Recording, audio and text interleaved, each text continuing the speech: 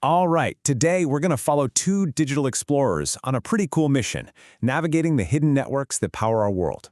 We're going to uncover two totally different strategies they use for mapping the unknown. And, you might be surprised by just how often you see their work in action. Have you ever actually stopped to wonder how your GPS does that? Or how about when a social network suggests a friend you might know? Well, the magic behind these everyday things, it's not magic at all. It's actually the work of our two explorers and the very clever paths they choose to take. So, before we can properly meet our explorers, we really need to understand the world they live in. They operate inside what you can think of as digital mazes, and learning the layout, well, that's the key to everything.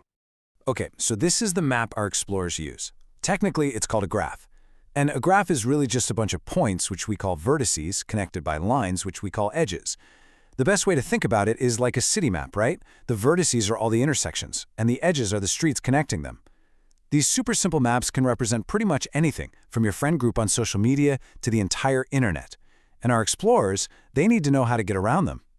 So how do they do it? How do our explorers tackle a map like this? Well, they have completely different playbooks. One, called BFS, is super cautious and methodical. It explores everything layer by layer. The other one, DFS, is way more adventurous. It dives deep down one path before it even thinks about trying another.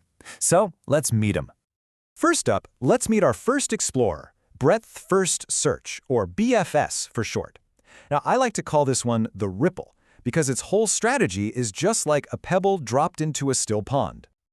Just imagine that ripple spreading out from the center. BFS does exactly that. From its starting point, it first visits all of its immediate neighbors, the ones just one step away. And only when it has checked every single one of those does it move out to the next ring of neighbors. It's super systematic, it's patient, and it absolutely guarantees it won't miss anything close by. So let's look at how this works. BFS uses a simple to-do list, what programmers call a queue. The most important thing to know is that it's a first-in, first-out system. The first place you add to the list is the very first one you explore. So step 1, you pick a starting point, add it to your list. Step 2, you process that first item.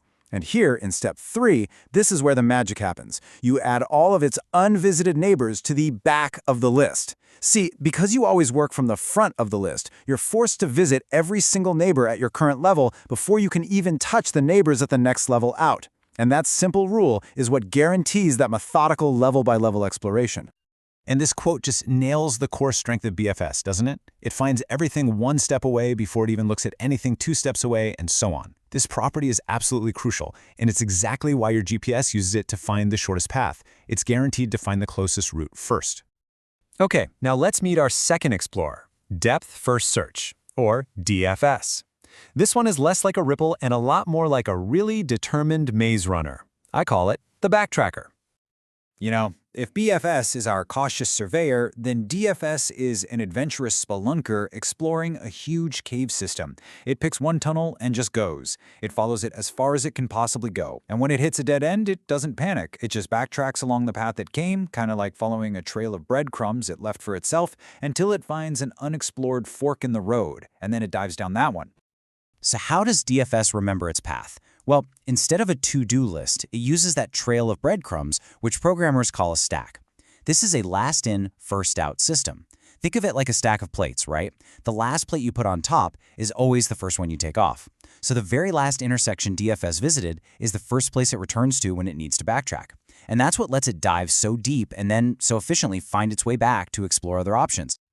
Okay, so we've met our two explorers. And here's the thing, both of them get the job done. They both methodically visit every single point on the map. But their very different strategies make them perfect for very different tasks. So, it's time for the showdown. Let's just put it all side by side. You've got BFS, our Ripple, exploring level by level with a first-in, first-out queue.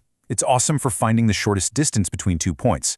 Then you've got DFS, the backtracker. It goes deep and backtracks using a last-in, first-out stack. It's fantastic for just checking if a path between 2 points even exists, or for exploring every single nook and cranny of a maze. To make this even clearer, let's think about a family tree for a second, which is really just another type of graph. If you had a specific job to do, which explorer would you hire? Well, if you wanted to find all your cousins, you'd want BFS, no question. It would explore your parents' generation, then your grandparents' generation, finding all the relatives at each level. A nice, wide search.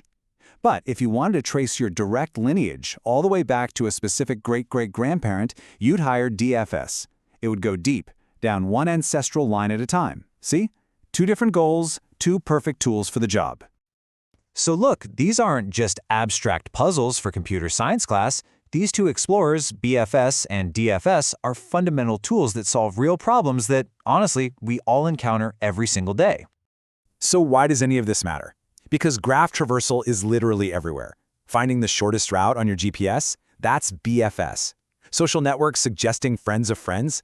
They use BFS to explore the different levels of your social circle. And those web crawlers for search engines, the ones that follow link after link after link, that's a classic job for DFS. These 2 explorers are the invisible workhorses of our entire connected world. So what we've really seen here is that what looks like a super complex problem, like navigating a huge network, can actually be broken down into these simple, elegant strategies. Now that we understand the rule books our explorers use, what can we do with that knowledge? So the next time you use a map or connect with a friend online, just think for a second about the little explorers working behind the scenes. And here's a final thought for you. Now that you know how to explore them, what hidden networks, maybe in your life or your work or even in your community, can you start to see all around you?